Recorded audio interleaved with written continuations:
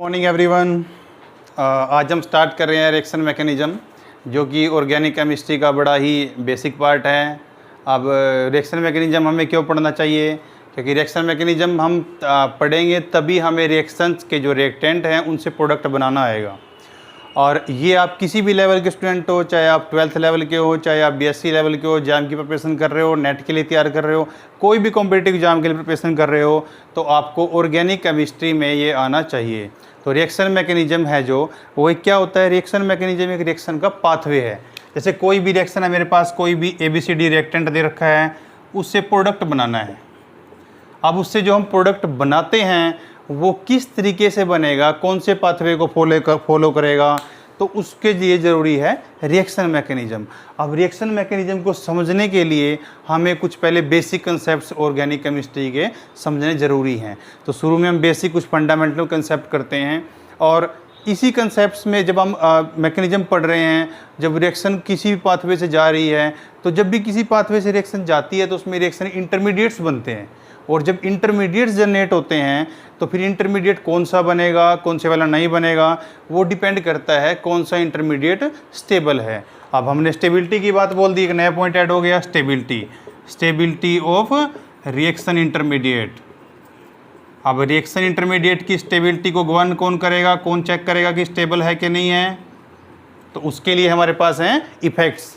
अब आएंगे हमारे पास स्टेबिलिटी के जो इफेक्ट्स, जो स्टेबिलिटी को गवर्न करते हैं। अब बेसिकली हमारे पास स्टेबिलिटी के लिए अलग अलग इफेक्ट्स हैं। जैसे फर्स्ट है हमारे पास इंडक्टिव इफेक्ट,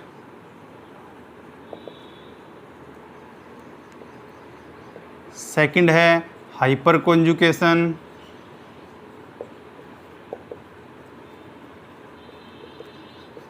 थर्ड है रेजोनेंस, और लास्ट है एरोमेटिसिटी।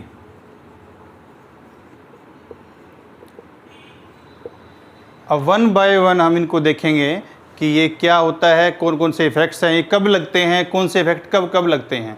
जैसे हमारे पास अभी हमने डिस्कस किया कि रिएक्टेंट से हम प्रोडक्ट बनाते हैं, तो किस पाथवे से जाएंगे वो रिएक्शन इंटरमीडिएट बताएगा। अब रिएक्शन इंटरमीडिएट स्टेबल कितना होगा वो ये इफेक्ट्स बताएंगे। तो अब इन इफेक्ट्स को हम वन बाय वन करके डिस्कस करते हैं। तो सबसे पहले हम स्टार्ट करते हैं इंडक्टिव इफेक्ट से। Inductive effect. अब इंडक्टिव इफेक्ट क्या होता है? इंडक्टिव इफेक्ट अगर हम इसकी डेफिनेशन देखें तो it is the polarization of a sigma bond due to adjacent polarize sigma bond. इसका मतलब, मैं बार बार सिग्मा बॉन्ड बोल रहा हूँ, तो ये इफेक्ट सिर्फ सिग्मा बॉन्ड के लिए ऑपरेटेबल है। फर्स्ट पॉइंट हो गया कि ये सिग्मा बॉन्ड पे ही लगता है। सेकेंड पॉइंट, इसको हम डिस्टेंस ऑपरेटिंग इफेक्ट भी बोल देते हैं। अब ऐसा क्यों बोलते हैं? क्योंकि ये कुछ डिस्टेंस तक ही काम करता है, 2-3 एटम तक, फिर ये डाई हो जाता है। मतलब डिस्टेंस ऑपरेटिंग इफेक्ट।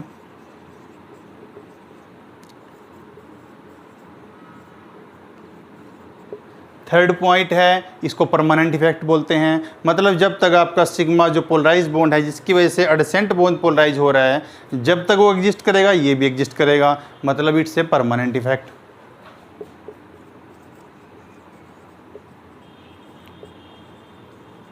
अब जो हमने डेफिनेशन में डिस्क्राइब किया था, अब उसको देखते हैं कि हम क्या बोल रहे हैं, क्यों बोल रहे हैं इसको, कि it is a polarization of a sigma bond due to adjacent polarize sigma bond. ऐसा क्यों बोल रहे हैं देखते हैं अभी। जैसे आपके पास ये कार्बन कार्बन कोई भी एक बॉन्ड है, आपको पता है, आपने बड़ा बेसिकली पढ़ा है कि कोई भी जो बॉन्ड होता है वो 2 इलेक्ट्रॉन से मिलकर बनता है, जिसमें जब सिंपल कोवलेंट बॉन्ड की बात कर रहे हैं। और उसको हम ये भी बोलते आए हैं कि म्यूचुअल शेयरिंग ऑफ इलेक्ट्रॉन्स। जब म्यूचुअल शेयरिंग ऑफ इलेक्ट्रॉन्स होती है, मतलब इस बॉन्ड के बीच में यहाँ पे 2 इलेक्ट्रॉन है, एक इस एटम का, एक इस एटम का, जिससे ये बॉन्ड बन रहे हैं। अब ये सिंपल आपके पास कोई भी कार्बन बॉन्ड की सिचुएशन की सीरीज हो सकती है, कोई भी।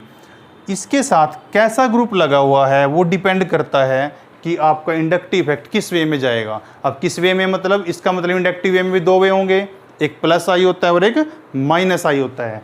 तो यहाँ पे प्लस आई और माइनस आई। अब सिंपल पहले इंडक्टिव इफेक्ट देखते हैं। सपोज करो आपके पास यहाँ पे कोई भी ग्रुप लगा हुआ है, वो ऐसा ग्रुप है जिसकी इलेक्ट्रोनेगेटिविटी इस कार्बन से कम या ज़्यादा हो सकती है। अब कम होगी तो इफेक्ट अलग है, ज़्यादा होगी तो इफेक्ट अलग है। सपोज करो उसकी उस ग्रुप की इलेक्ट्रोनेगेटिविटी इससे ज़्यादा है, मतलब अगर उसकी इलेक्ट्रोनेगेटिविटी यहाँ से ज़्यादा है तो इसका मतलब वो इस कार्बन से अपने उसके इलेक्ट्रॉन खींच लेगा। आपको पता है इलेक्ट्रोनेगेटिविटी क्या होती है? Electronegativity it is the tendency to attract the shared pair of electron. Shared pair कौन सा? जो इस बॉन्ड में इन्वॉल्व है, उसकी बात करें हम। शेड पेयर जो म्यूचुअल शेयरिंग ऑफ इलेक्ट्रॉन से बना हुआ है, जिसको कोवलेंट बॉन्ड भी आप लोग बोलते रहे हो। तो अब इलेक्ट्रोनेगेटिविटी ज़्यादा है तो इससे इलेक्ट्रॉन खींचेगा, अगर इससे इलेक्ट्रॉन खींचेगा तो ये इससे इलेक्ट्रॉन खींचेगा, ये इससे आगे इलेक्ट्रॉन खींचेगा। मतलब अगर यहाँ पार्शली नेगेटिव जनरेट होता है तो यहाँ पार्शली पॉजिटिव। अब मैंने एक नई टर्म ऐड कर दी है, पार्शियल। अब इसका मतलब भी बताएंगे आपको। पार्शियल का मतलब क्या होता है? मतलब नॉट कंप्लीट। तो इसका मतलब इंडक्टिव इफेक्ट में सिर्फ पार्शियल ट्रांसफर ऑफ इलेक्ट्रॉन्स होता है, कंप्लीट ट्रांसफर ऑफ इलेक्ट्रॉन्स नहीं होता। ये भी ऐड कर लेते हैं यहाँ पे, partial transfer of electrons, not complete transfer of electrons. तब यहाँ पे पार्शियली पॉजिटिव या पार्शियली नेगेटिव जो भी यहाँ पे चार्ज जनरेट आपके हो गए हैं, इसका मतलब इसने इलेक्ट्रॉन इससे खींच लिए। अब देखो जब भी कोई दो बॉन्ड बनते हैं तो उनके बीच में इलेक्ट्रॉन्स होते हैं, मतलब इलेक्ट्रॉन क्लाउड होता है। तो मतलब मैं ऐसे बोल सकता हूँ कि इसका इलेक्ट्रॉन क्लाउड इधर की तरफ ऐसे डिस्टोर्ट हो गया, इधर की तरफ झुक गया ज़्यादा। अब ये इसने इससे खींचा तो इससे खींचा, मतलब 2-3 एटम के बाद जाते जाते ये जो पार्शियल पॉजिटिव चार्ज है आपका नल वॉइड हो जाता है, मतलब आपका ये इफेक्ट डाई हो जाता है। इसीलिए बोलते हैं, हमने यहाँ पे लिखा हुआ है कि ये जो इफेक्ट है वो 2 to 3 एटम्स ही एग्जिस्ट करता है, after that it will die, but till here it is a permanent effect. यहाँ तक ये परमानेंटली रहेगा। अब डिपेंड करता है इन ग्रुप्स के ऊपर कि आपका इफेक्ट प्लस होगा या माइनस आई होगा। अब अगर किसी को स्क्रीनशॉट लेना हो तो इसका ले सकते हो, इसको रब कर देंगे फिर।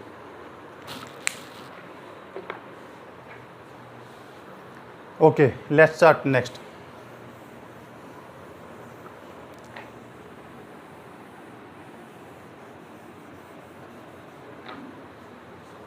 अब देखते हैं प्लस आई और माइनस आई।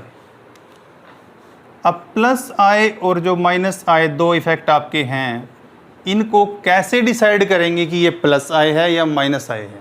मैंने आपको जर्नल एग्जांपल दिया, यहाँ पे जी लिखा मैंने, कोई भी ABCD कोई भी ग्रुप हो सकता है।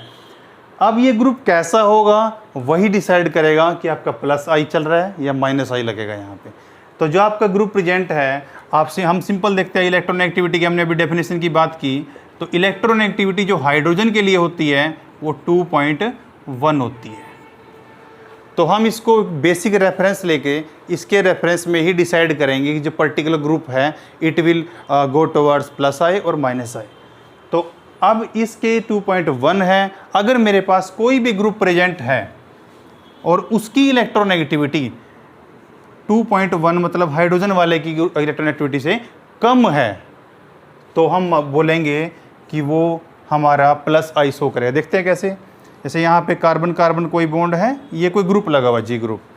इस ग्रुप की अगर इलेक्ट्रोनेगेटिविटी इससे कम है, आपने अभी पढ़ा है कि जो हमारा इंडक्टिव इफेक्ट एग्जिस्ट ही क्यों किया था, क्योंकि जो आपका कोई बॉन्ड, एक बॉन्ड के अराउंड जो दो एंड्स हैं, जो दो एटम्स हैं जिसको शेयर कर रहे हैं, अगर उसके एक एंड पे दूसरे एंड से जो एटम प्रेजेंट है उसकी इलेक्ट्रोनेगेटिविटी डिफरेंस है, मतलब एक की इलेक्ट्रोनेगेटिविटी कम है, एक की ज़्यादा है।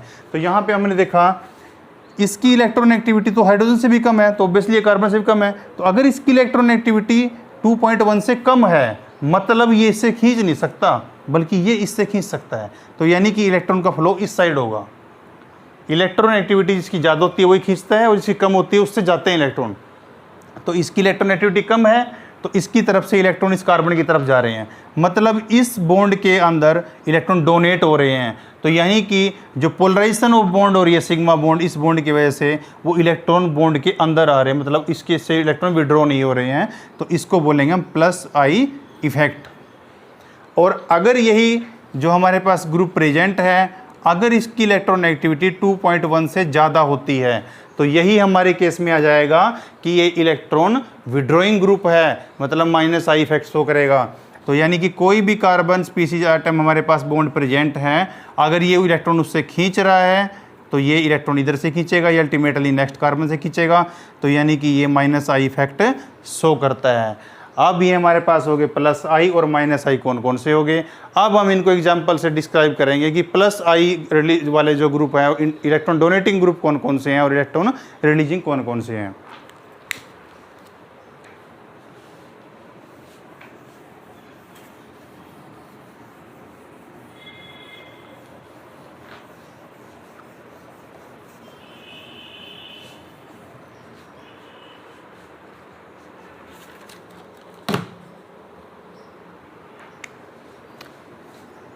Plus I effect,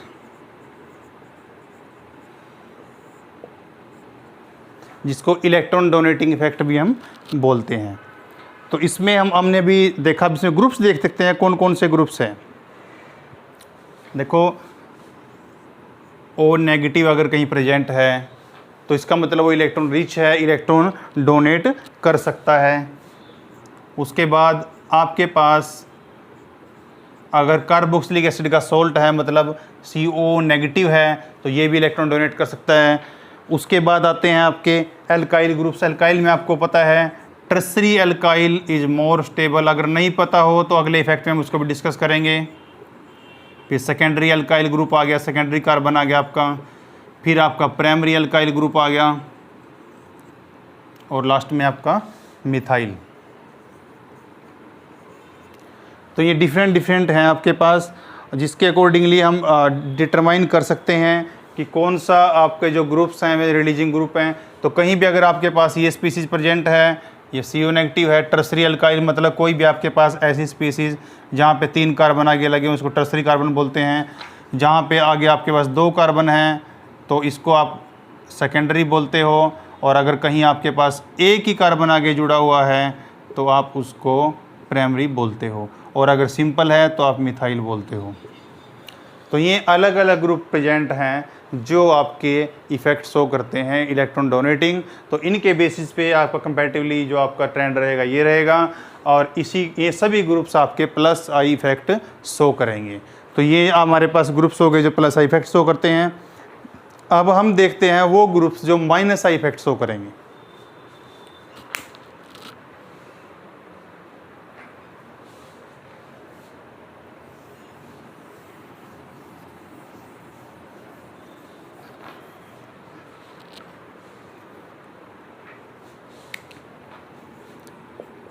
minus I effect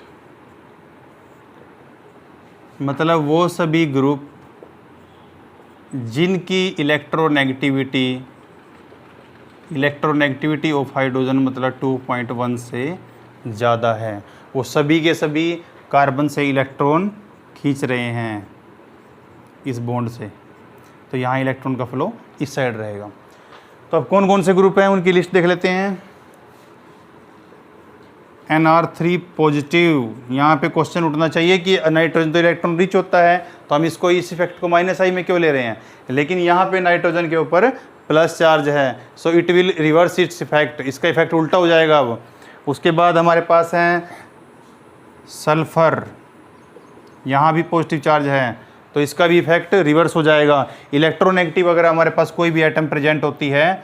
उसके बाद है NR3, अब इसको भी देखेंगे कि इसको हमने टर्सरी अमीन है आपके पास, इसको हमने इस ग्रुप में क्यों रखा गया है। नाइट्रो ग्रुप है आपके पास। उसके बाद नेक्स्ट आपके पास ग्रुप है साइनाइड, फ्लोरीन, जितने भी आपके पास हैलोजन है, फ्लोरीन है, क्लोरीन है, ब्रोमीन है, आयोडीन है, और लास्ट में ड्यूटीरियम ले लेते हैं। ये सब ये आपका ट्रेंड रहता है। ये ग्रुप जहाँ भी प्रेजेंट होंगे वहाँ आपने कंसीडर करना है कि they are showing minus I effect, वो आपके इलेक्ट्रॉन खींच रहे हैं तो इसलिए माइनस आई इफेक्ट शो करेंगे। अब आपके पास ये क्वेश्चन उठेंगे, दोनों क्वेश्चन आने चाहिए कि NR3 पॉजिटिव NR3 इसमें क्यों लिया गया। यहाँ पे जब आपके पास टर्सरी अमीन होता है तो टर्सरी अमीन के अराउंड जो आपका इलेक्ट्रॉन क्लाउड है या आपके ग्रुप्स लगने से स्टीरिक बल्क इतना बढ़ जाता है कि वो अपना लोन पेयर डोनेट नहीं कर पाता। अब आपको नेक्स्ट वीडियो में हम ये बताएंगे, हाइपर कॉन्जुगेशन वगैरह में आपके पास क्लियर हो जाएगा कि हम किस तरीके से बोलते हैं कि लोन पेयर जब स्टीरिक बल्क किया उसके आसपास क्राउड बढ़ जाती है उसके पास, तो उस टाइम पे ये क्यों नहीं अपने इलेक्ट्रॉन डोनेट कर पाता। और अगर ये अपना इलेक्ट्रॉन पेयर डोनेट नहीं कर पाया तो इसका सीधा सा इफेक्ट इलेक्ट्रॉन विड्रॉइंग एटम है तो माइनस इफेक्ट हो जाएगा।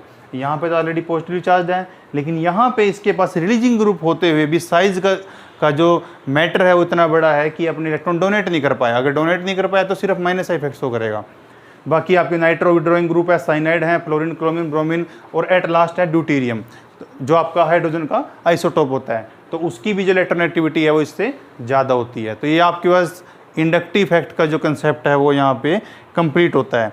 अब जो आपके अल्काइल ग्रुप्स हैं, डिफरेंट अल्काइल ग्रुप्स हैं, वो किस टाइप से आपके पास आपके इंडक्टिव इफेक्ट की को कैसे प्रभावित करते हैं, कैसे उसको इफेक्ट डालते हैं उसके ऊपर, वो वन बाय वन करके हम देखते हैं अभी।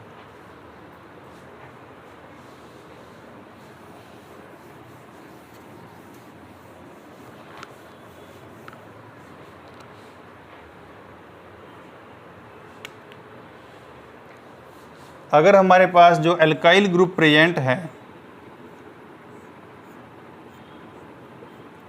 जो भी अल्काइल ग्रुप हमारे पास प्रेजेंट है, सपोज मैं आर लिख देता हूँ, अगर if alkyl group present will be attached to unsaturated system,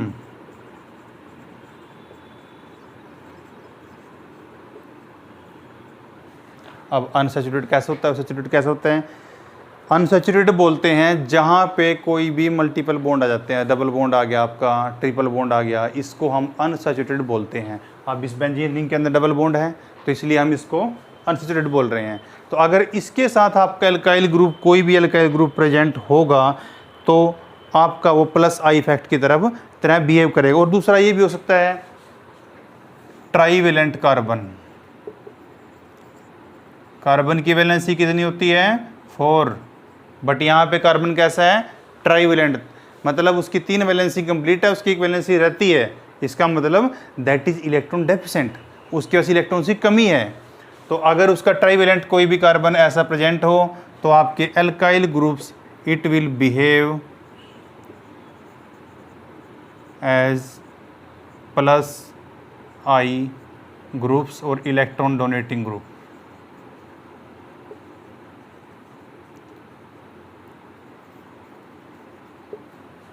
तो आपके पास डिफरेंट कोई भी यहाँ स्पीसीज हो सकती है, यहाँ पे मिथाइल हो सकता है, इथाइल हो सकता है, आपके पास डिफरेंट ग्रुप्स, जितने भी ग्रुप्स आपके पास प्रेजेंट है। जैसे जनरली हम देखते हैं कि सपोज करो बेंजीन है, यहाँ CH3 लगा हुआ है, यहाँ पे CH2 CH3 लगा हुआ है, यहाँ पे आइसोप्रोपाइल ग्रुप लगा हुआ है, यहाँ पे टर्सरी ब्यूटाइल ग्रुप लगा हुआ है,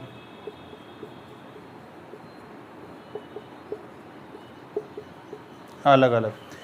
तो जितने भी आपके पास डिफरेंट जो ग्रुप आपके प्रेजेंट हैं, तो जब हम प्लस आई इफेक्ट की बात करते हैं तो जितने ज़्यादा उस कार्बन के ऊपर डोनेटिंग ग्रुप्स लगे होंगे, मतलब उतने ज़्यादा मिथाइल रिलीजिंग ग्रुप लगे होंगे, उतनी ही ज़्यादा आपके कार्बन की स्टेबिलिटी बढ़ती चली जाएगी, मतलब आपका इंडक्टिव इफेक्ट उतना ही ज़्यादा होता चला जाएगा।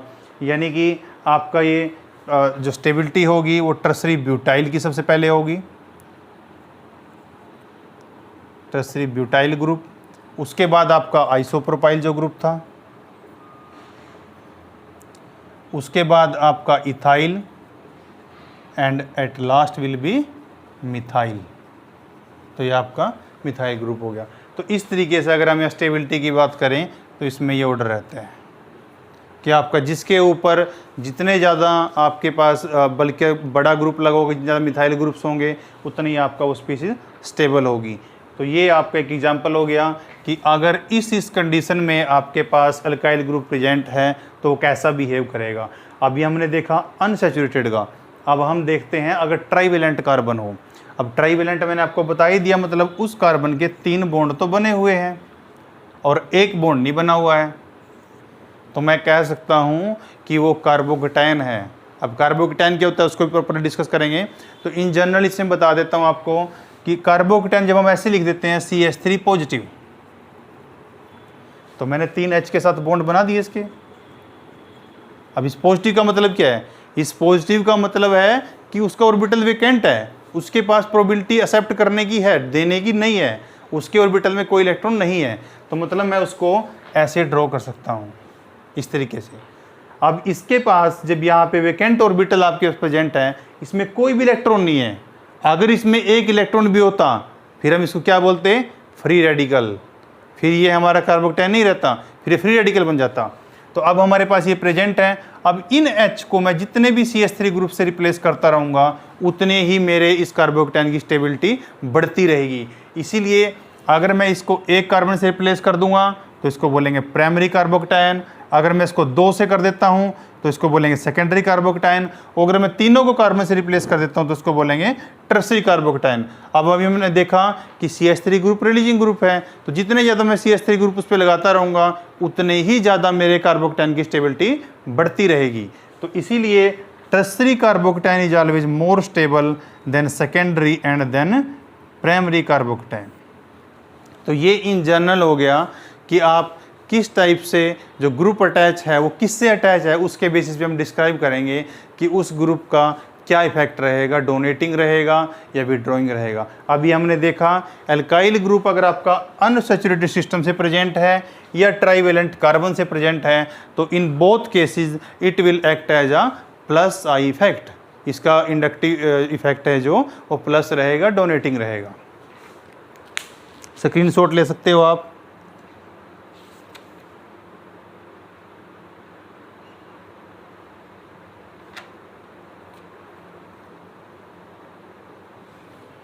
ये बात की हमने ट्राइवेलेंट कार्बन की।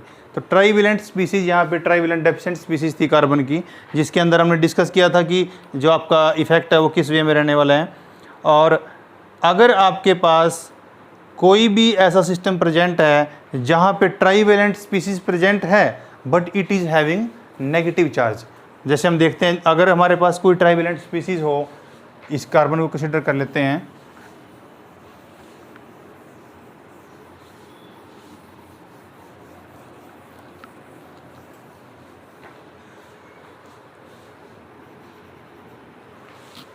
जब मैंने ट्राइवेलेंट की बात की तो ट्राइवेलेंट में मेरे पास दोनों प्रोबेबिलिटी आ जाती है। ट्राइवेलेंट मतलब वैलेंसी 3 ही है उसकी, लेकिन अब उसके ऊपर चार्ज कैसा है ये उसको डिफाइन कर रहा है। मैंने यहाँ पॉजिटिव चार्ज स्पीसीज ली थी तो मैंने कार्बोकेटायन बोला था उसको, कार्बन के ऊपर कैटायन बन रहा है मतलब पॉजिटिव चार्ज आ रहा है।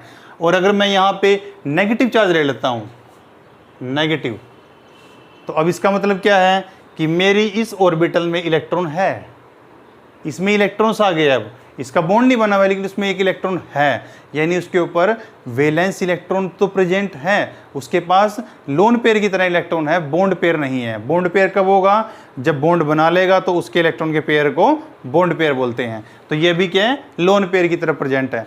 तो इसमें ऑलरेडी इलेक्ट्रॉन प्रेजेंट है, तो इसका मतलब इसके पास तो इलेक्ट्रॉन फील्ड है, इसके पास तो इलेक्ट्रॉन लेने की एबिलिटी है ही नहीं। तो अगर अब मैं इसके ऊपर इलेक्ट्रॉन डोनेटिंग ग्रुप बढ़ाऊंगा तो उनका क्या इफेक्ट होगा? उनका इफेक्ट रिवर्स हो जाएगा। अब वो इसको डिस्टेबलाइज करने लग जाएंगे। मतलब अगर मैंने एक एक इसको रिप्लेस करना शुरू कर दिया, जैसे मेरे पास ये था CH3 नेगेटिव था ये, और अगर मैं इसके एक एक H को रिप्लेस करता रहता हूँ, मतलब इसके ऊपर CH3, अब ये CH2 नेगेटिव हो गया, और मैंने एक और हाइड्रोजन को रिप्लेस कर दूँ अगर मैं, तो CH3 H ये हो गया।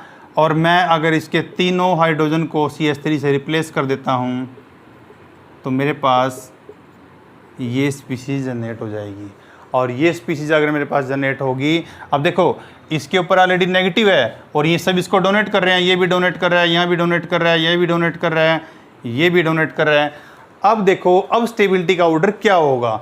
अब नेगेटिव अगर वहाँ पे होता वेकेंट ऑर्बिटल और उसमें इलेक्ट्रॉन देते, हम क्या बोलते हैं कि वो स्पीसीज स्टेबल होती है जहाँ पे डिस्पर्सल ऑफ चार्ज हो, मतलब आपका चार्ज एक जगह आपका कॉन्सेंट्रेटेड नहीं होना चाहिए, वो डिस्पर्स हो जाना चाहिए। अब अगर यहाँ पे इलेक्ट्रॉन पेयर इलेक्ट्रॉन डोनेट कर रहे थे और कार्बोकेटाइन में जब तक यहाँ पे वेकेंट पी ऑर्बिटल था तो तब तक ये उसके चार्ज को स्टेबलाइज कर रहे थे। अब वहाँ ऑलरेडी चार्ज है और हम और चार्ज बढ़ा रहे हैं, नेगेटिव ऑलरेडी है और नेगेटिव बढ़ा रहे हैं, तो इसका मतलब हम उसको डिस्टेबलाइज कर रहे हैं। तो अब आपका स्टेबिलिटी का ऑर्डर उल्टा हो जाएगा, मिथाइल वाला स्टेबल होगा, फिर ये स्टेबल होगा, फिर ये स्टेबल होगा।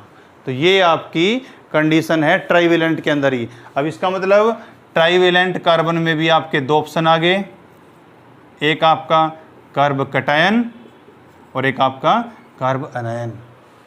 तो दोनों में आपका इफेक्ट, जो अल्काइल ग्रुप है उनका इफेक्ट रिलीजिंग ही रहा है, लेकिन दोनों के ऊपर अटैच होने के बाद स्टेबिलिटी के ऑर्डर चेंज हो गए हैं। अब आपसे अगर कोई पूछता है कि कार्बोकेटाइन कौन सा स्टेबल है, तो आप बोल सकते हो कि tertiary will be more stable than secondary than primary. Simple हम लिख भी देते हैं, कार्बोकेटाइन के केस में ये ऑर्डर रहेगा आपका, फिर सिंपल मिथाइल।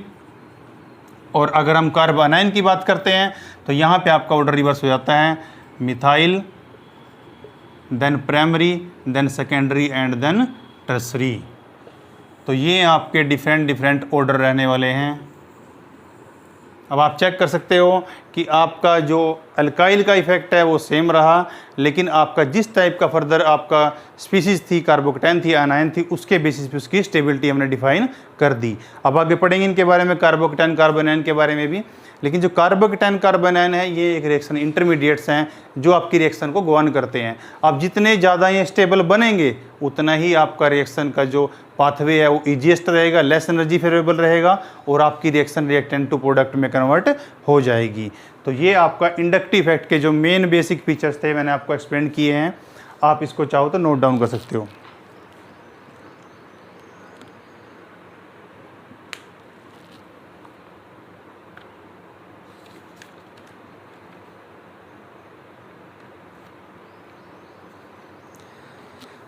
अब हमने जो अभी फर्स्ट पॉइंट में देखा कि जो आपका जो अल्काइल ग्रुप्स हैं, अगर आपके वो प्रेजेंट थे किसी सिस्टम से जहाँ पे आपका अनसैचुरेटेड सिस्टम था या ट्राइवेलेंट कार्बन था, तो आपने देखा वो प्लस आई ग्रुप की तरह बिहेव कर रहे थे। लेकिन अब हम देखना चाहते हैं कि आपके अल्काइल ग्रुप, अगर आपके पास जो अल्काइल ग्रुप है वो किसी सैचुरेटेड सिस्टम से जुड़ा हो, सैचुरेटेड सिस्टम से, तो अब ये प्लस आई और माइनस आई दोनों की तरह बिहेव करता है।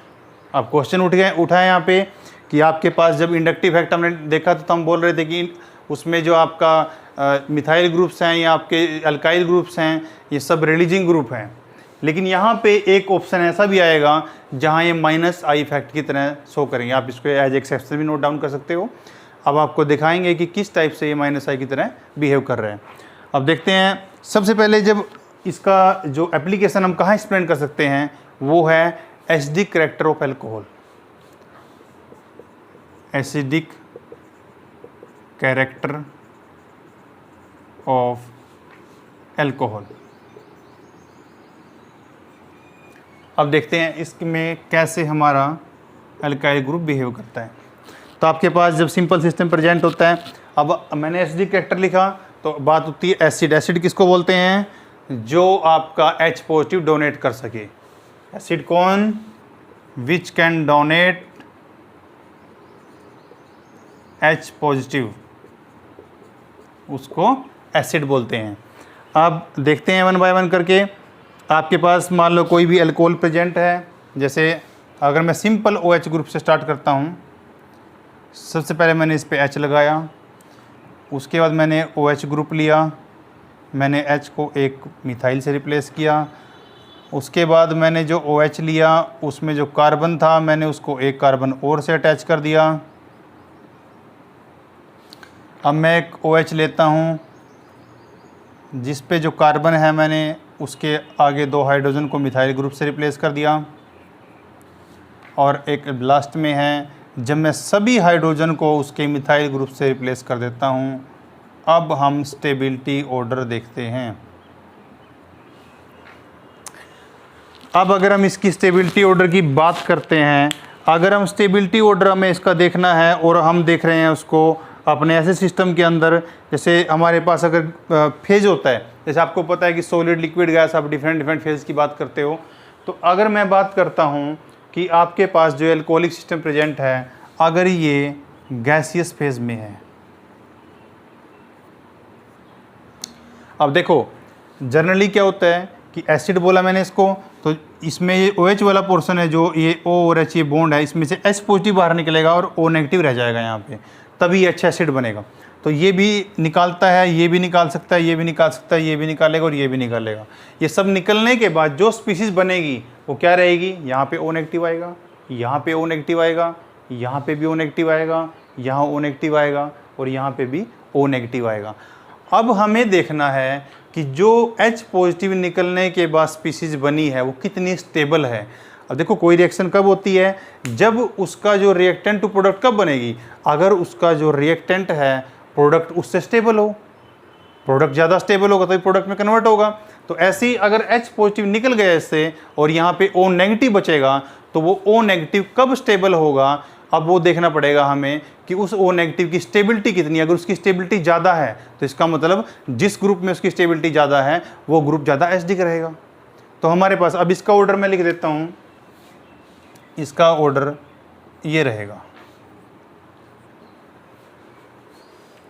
गैसियस फेस में इसका ऑर्डर ये रहने वाला है। अभी इसका ऑर्डर किस तरीके से रहने वाला है कि आपको आप देखोगे अब आप कि जब यहाँ पे O नेगेटिव आया तो उसके बाद इसके ऊपर सभी कार्बन रिलीजिंग ग्रुप लग रहे हैं, तो आप क्वेश्चन करोगे कि ये तो डिस्टेबलाइज करेंगे इसको सारे, यहाँ पे सब ज़्यादा लगे और मैंने बोल दिया इसको कि एसिडिक कैरेक्टर ज़्यादा है। लेकिन आप जिस सिस्टम की बात कर रहे हो वो आपका ठीक है, लेकिन वो कब है, जब आपका सोलवेंट है, यानी आपका सॉल्यूशन में एक कंडीशन प्रेजेंट है। और मैं किसकी बात कर रहा हूँ, गैसियस फेज की। तो अगर मेरे पास सॉल्यूशन फेज प्रेजेंट है तो ये आपका order will be reversed.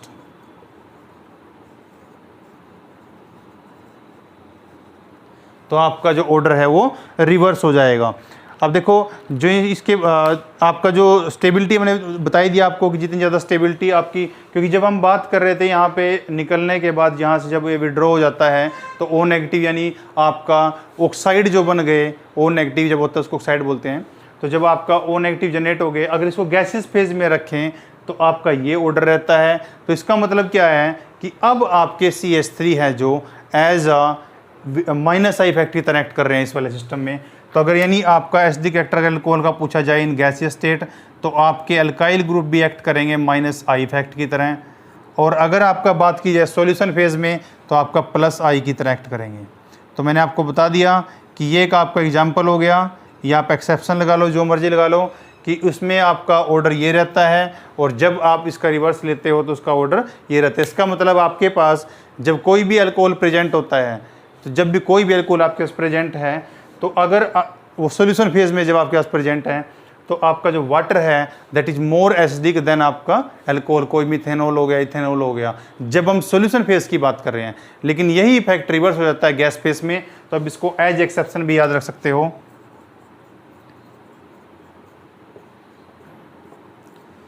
Solution phase में आपका रीजन वही रहेगा कि जो हमारा इसको विड्रॉ करने के बाद इसके बाद जो हमारे पास स्पीसीज जनरेट हुई है, सपोज करो मैं आपको एक लिख के दिखा देता हूँ, ये बन गई आपके पास स्पीसीज। इस स्पीसीज में क्या है कि जो आपका O नेगेटिव है उस पर ऑलरेडी ऑक्सीजन पे नेगेटिव चार्ज है, तो आपके पास जितने ज़्यादा रिलीजिंग ग्रुप होंगे उसको डिस्टेबलाइज करेंगे। हम जब सॉल्यूशन की बात कर रहे हैं तो इसीलिए इसकी स्टेबिलिटी कम हो जाएगी। अगर इसकी स्टेबिलिटी कम है तो इसका मतलब ये बनेगा नहीं, ये टूटेगा नहीं, तो ये लेस एसिडिक हो जाएगा।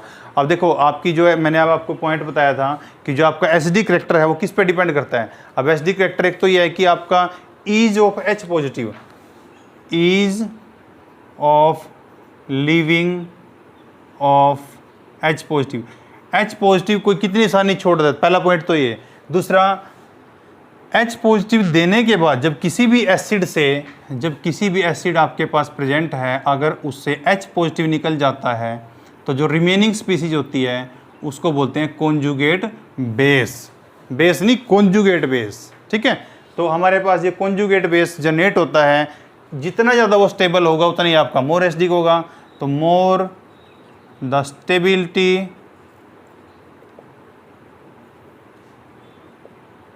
Of conjugate base more will be acidic character या acidity।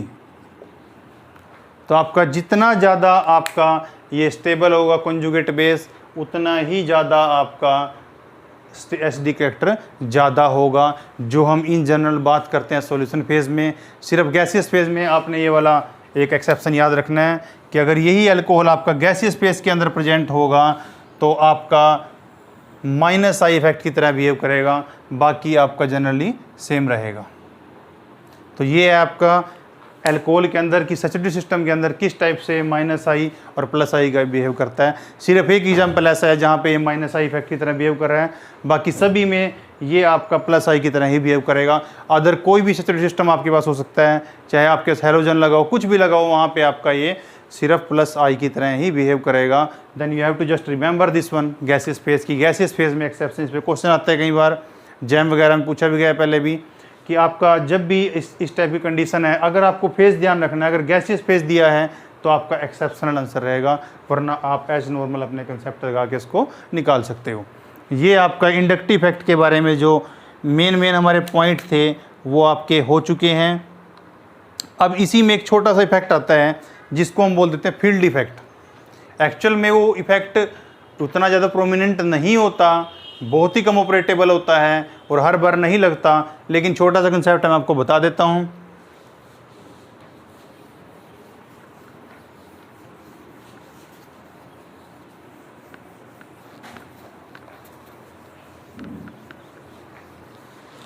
इसको बोलते हैं फील्ड इफेक्ट।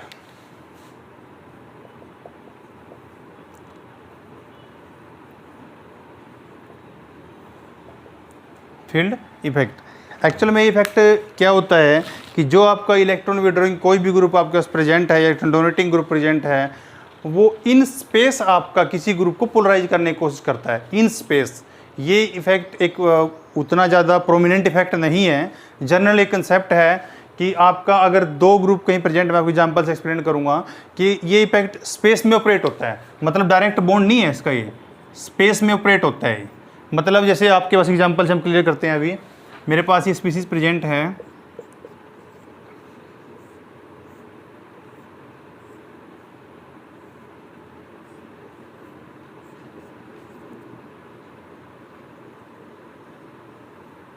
ये स्पीसीज मेरे पास प्रेजेंट है, इसमें हमारे पास सब्स्टिट्यूशन लगा हुआ है।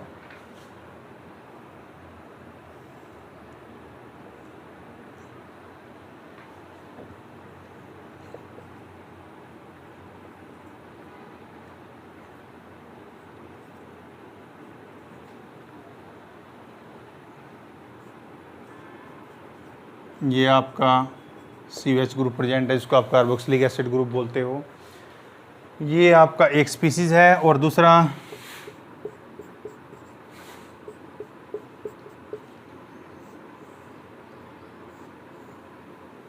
यहाँ भी आपका सिमिलर टाइप ऑफ अरेंजमेंट है।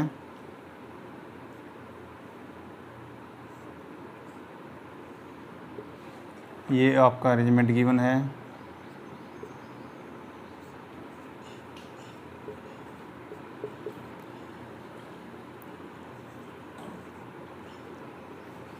अब देखो दोनों में डिफरेंस क्या है। डिफरेंस सिर्फ इतना है, यहाँ पे Cl इस COH की साइड है और यहाँ पे दोनों Cl ग्रुप इस COH से दूर हैं।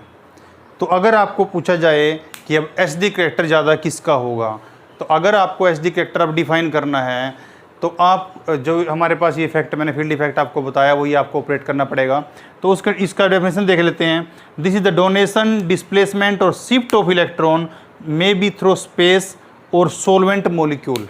वो कहते हैं कि ये जो शिफ्ट ऑफ इलेक्ट्रॉन है, अब देखो Cl क्या एक विड्रॉइंग ग्रुप है तो विड्रॉ करेगा, तो वो कहता है इन स्पेस ये दोनों इतना क्लोज आ जाते हैं कि ये इसके H को जो है विड्रॉ करने की कोशिश करेगा, और ये यहाँ पे इसे फिनोमेना नहीं हो पाता क्योंकि यहाँ पे Cl की ओरिएंटेशन डिफरेंट है, Cl का जो ओरिएंटेशन है वो अलग है। तो अब आपको ये बोलता है कि this will be more acidic then other one. ये इस टाइप के साइक्लिक कंपाउंड्स में ही यूजुअली देखा जाता है। तो ये कोई बड़ा कंसेप्ट नहीं है, ये सिंपल कंसेप्ट है। जैसे हमने अभी आपको बोला था आपके इंडक्टिव इफेक्ट के अंदर कि it is the displacement of the sigma electron due to adjacent displaced sigma bond. तो आपके जो सिग्मा बॉन्ड थे वहाँ पे लेकिन आपकी डिस्प्लेसमेंट किसके थ्रू हो रही थी, जो आपका ऑलरेडी डिस्प्लेस्ड आपका इलेक्ट्रॉन क्लाउड था, बॉन्ड था।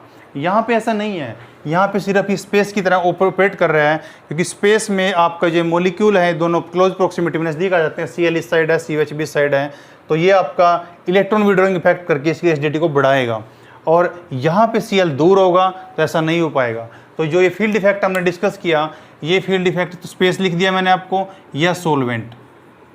मान लो आपका सोलवेंट कोई मीडियम बन जाए, किसी मीडियम में आपने इनको डिजोल्व किया हुआ है, तो उस सोलवेंट से अट्रैक्ट करके और नज़दीक आ जाए, तो ये सिर्फ इसमें ऑपरेट होता है। तो ये आपका फील्ड इफेक्ट है। अब आप इंडक्टिव इफेक्ट आपका कंप्लीट हो चुका है और ये फील्ड इफेक्ट हो गया है। अब आप इससे किसी भी कार्बोकेटायन और कार्बन आयन की स्टेबिलिटी बता सकते हैं। और दूसरा पॉइंट हमने, अब इसमें एक बेसिक समरी तैयार करते हैं, हमने क्या क्या सीखा है इससे पूरा 1 बाय 1 करके।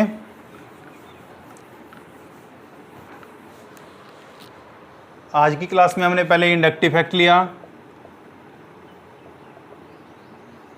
इंडक्टिव इफेक्ट के अंदर हमने कौन कौन से पॉइंट लिए कि इंडक्टिव इफेक्ट प्लस आई भी होता है और माइनस आई भी होता है।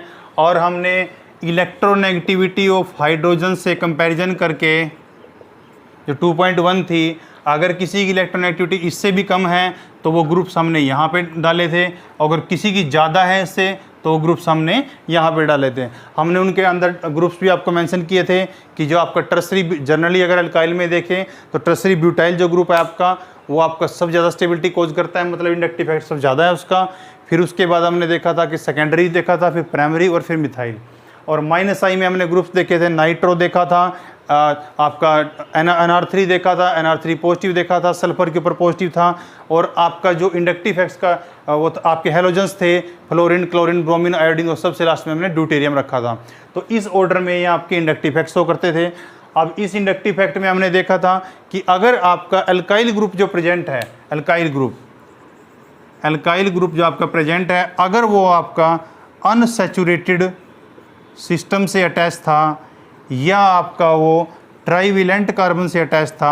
अब इस ट्राईवेलेंट मैंने आपको दोनों करके दिखाए हैं, कार्बोकेटायन भी और कार्बन अनायन भी। उसके बाद आपको मैंने बताया था कि और आपका यहाँ पे ये सब सिस्टम में ये प्लस आई इफेक्ट्स हो करते थे आपके जो ग्रुप्स थे अल्काइल ग्रुप।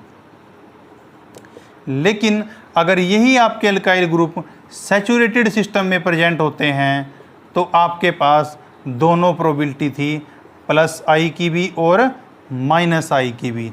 हमने इन जनरल याद रखना है कि एल्काइल ग्रुप हमेशा प्लस आई इफेक्ट शो करेगा, एक्सेप्ट वन, किस केस में, अगर हम अल्कोहल की एसिडिटी देखने जाते हैं और वो भी किस में, गैसियस फेज में, तो तब आपको याद रखना है कि ये आपका माइनस आई इफेक्ट शो करता है। बाकी अगर आपकी अल्कोहल की एसिडिटी आपकी सोलवेंट फेज में है, लिक्विड फेज में है, तब भी आपका प्लस आई इफेक्ट रहेगा। और कोई भी सैचुरेटेड सिस्टम बाकी रहेगा उसमें आपका प्लस आई इफेक्ट शो होगा। उसके बाद हमने प्लस इफेक्ट के plus I minus I effect देखने के बाद हमने आपका लास्ट में भी दोहराया था फील्ड इफेक्ट। और फील्ड इफेक्ट मैंने आपको बताया था कि फील्ड इफेक्ट कुछ नहीं होता, फील्ड इफेक्ट एक जनरल पोलराइजेशन है जिसको हम इंक्लूड करते हैं कि ये थ्रू स्पेस हो रही है या सोलवेंट हो रही है। उसमें क्या था कि जो आपका कोई भी एसिडिक, सपोज मोस्टली एग्जाम्पल इसमें कार्बोक्सिलिक एसिड के आते हैं, COH ग्रुप की साइड में अगर कोई भी इलेक्ट्रॉन विड्रॉइंग ग्रुप ओरिएंटेशन से ऐसे अरेंज होता है कि उसकी साइड की उसकी तरफ आ रहा है हो, तो वो उसकी एसिडिटी को बढ़ा देता है। अगर उससे दूर है तो उसकी एसिडिटी कम होगी। तो आज के लेक्चर में इतना ही। आपको फील्ड इफेक्ट कंप्लीट हो गया, इंडक्टिव इफेक्ट कंप्लीट हो गया है। इसमें आप कुछ भी क्वेरीज है तो आप कमेंट में डाल सकते हो। अगर आपको वीडियो अच्छी लगी तो आप शेयर कर सकते हो, सब्सक्राइब कर सकते हो। Thank you.